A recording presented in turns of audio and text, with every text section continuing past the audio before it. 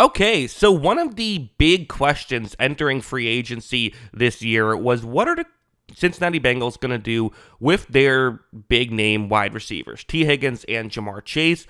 Joe Burrow had expressed, wanting to keep both of them on the roster. I totally understand why Joe Burrow would feel that way. And ultimately, Burrow gets his wish. The Cincinnati Bengals decide to pay both T. Higgins and Jamar Chase. And the question a lot of people have asked is it a smart idea to pump this much resources into just three players? If you look at the number next to each of these guys' names is how many millions of dollars they get on average with their contract if they play out the whole contract. So Joe Burrow would $55 million a year, T. Higgins $29 million a year. It's actually a little less than $29 million a year. And then Jamar Chase, it's a little more than $40 million a year. So the total is right around $124 million a year, which this year would be 44% of the cap. Now, that's a bit misleading because these contracts are usually backloaded, so it's less than 44%, and the cap's going to continue to go up. So it probably will never be 44%, just using that as a measuring stick.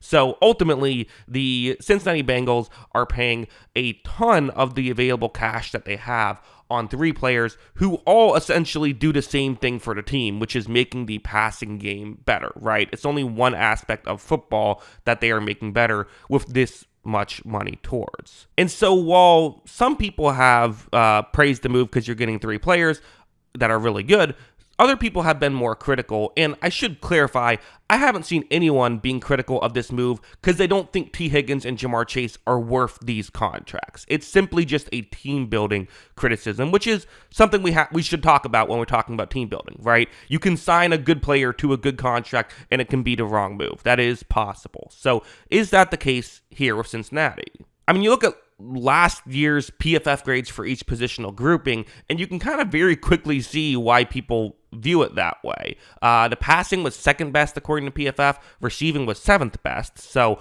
okay, right off the bat, they had a little bit of injuries in the receiving core. Probably would have been higher if they were fully healthy. Right off the bat, you're getting what you're paying for, right? The passing is awesome. The receiving is awesome. So that's an important aspect, right? Because if you're paying these kind of contracts and not getting that, well, then it's just a disaster. But you look at the rest of the board, 29th in pass blocking, 29th in run blocking, 27th in rushing, 18th in run defense, 26th in pass rush, and 20th in coverage. They're 26th in pass rush with a defensive player of the year candidate at edge rusher. That's just crazy.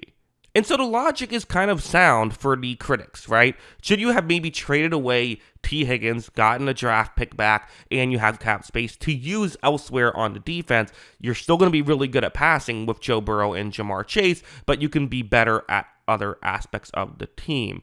One thing I should mention, just because I think it often gets reported incorrectly. People have said, oh, well, the Bengals, they are a poor team. They can't afford to be spending a ton of these types of contracts. They spend less than other teams. That's not true. The Bengals usually are actually around average in terms of cash spending per year. So that's just something people bring up, but it's not really true. It has been true, like historically it has been true, but in the Joe Burrow era, it has not been true. They've been around average, so that's something that I think we should mention. So, okay, that's the argument for what the Bengals could potentially do. I think my counter would be that the Bengals can have a competent defense and a good offensive line and still pay these three players. Those things aren't mutually exclusive the way some people are pretending as they are. And I think a good example is look at how they built their offensive line last year. Okay, I made this chart, a few things to note, so let's just go one by one.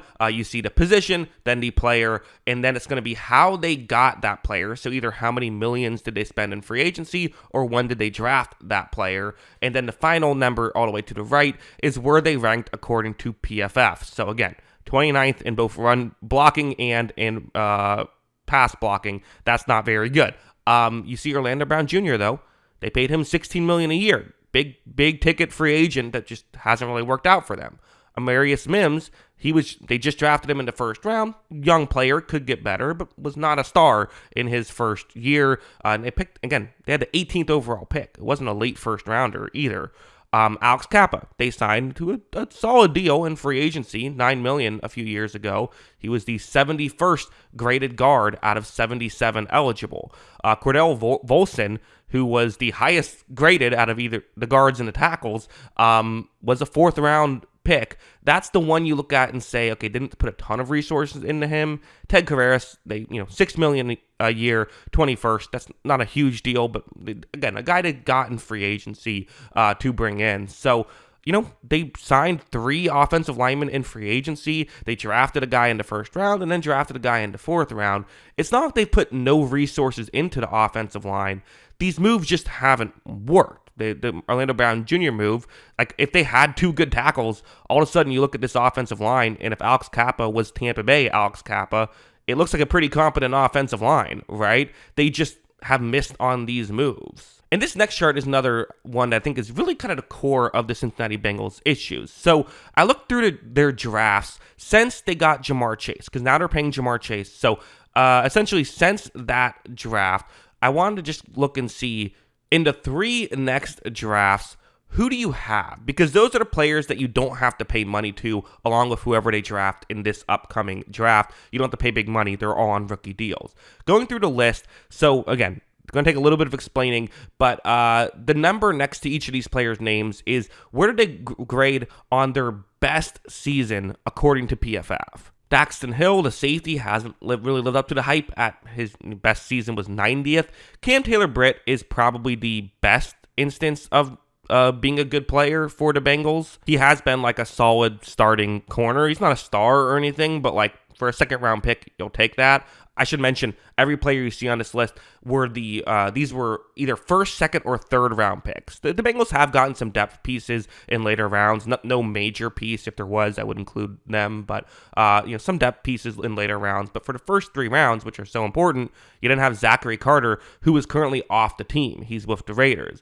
You have Miles Murphy, who's been an edge rusher who hasn't done a lot for them. DJ Turner did have an all right season where he finished 45th, and that's something to build off of. Perhaps that was this past season. It was only in 500 snaps though, so we'll see how that goes. Jordan Battle, a really weird 2 years where he was the 8th highest graded player in 2023, but 83rd in 2024. Not sure what's going on there.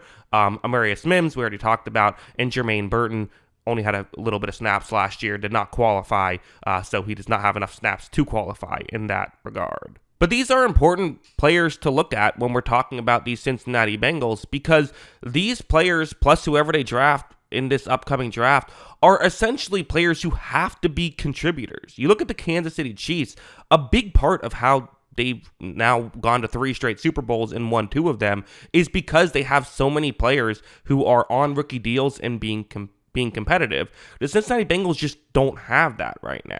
And so ultimately, and maybe this is going to be a bit of a mean thing to say, but I trust the Cincinnati Bengals more to spend the resources on Ja'Marr Chase and Tee Higgins than I trust them to have an extra draft pick or to have money in free agency, because they haven't done a good job at that stuff. So I think that the thing that they have to be better at if they're going to win a Super Bowl with these 3 players is to make sure that they, draft better and make sure that they get more players that way. And when they spend in free agency, those players end up hitting and being successful. Because ultimately, the reality is, the way I see it, you're getting what you're paying for with those 3 top guys, Higgins, Chase, and Burrow.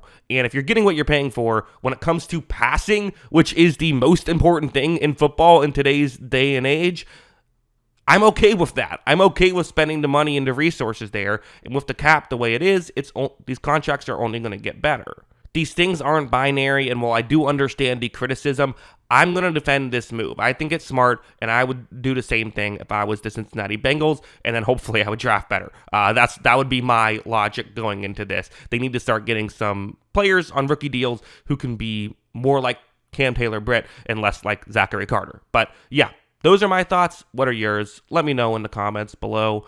Always love hearing from you. And of course, as always, thanks for watching.